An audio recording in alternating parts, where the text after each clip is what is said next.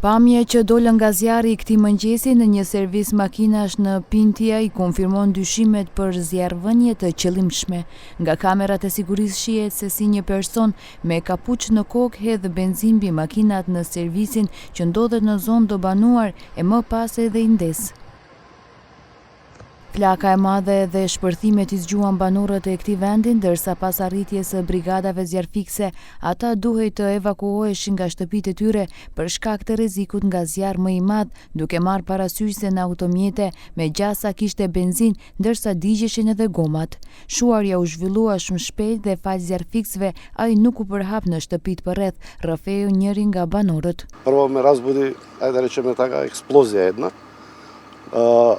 Непосредно по експлозијата, после кој 10 минути, а може и пократко, се не гледавме на саат, дојде полиција, тропаше на врата и ме разбуди, ме замоли фино, убаво, културно да се дислоцирам од местото ради евакуација, поради мојата безбедност.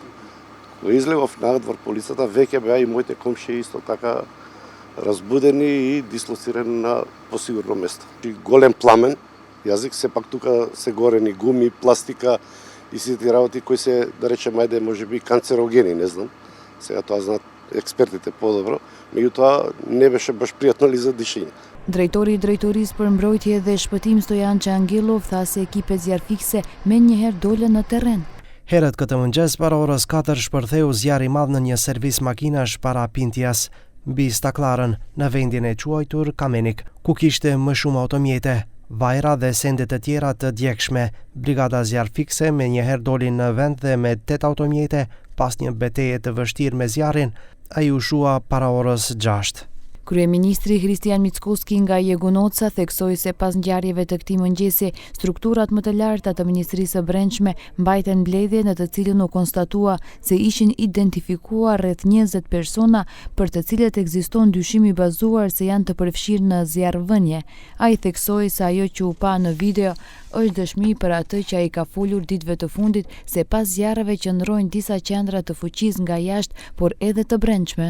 Видовте како дрско се подметнува пожар и тоа е само уште еден доказ за тоа што го зборувам цело време, дека за жал постојат центри на моќ кои што се обидуваат да внесат страв, паника кај граѓаните пред изборите и одговорот на прашањето кому тоа му одговара, мислам дека со една многу кратка анализа ќе го dobijete samite ako napravite. Ditëve të fundit shkupianët janë shqetësuar nga disa zjarre të njëpasnjëshme si në deponinë Drislla, pastaj në Vardarisht dhe të shtunën u dogjën një deponi për pajisje elektronike në Trubarev.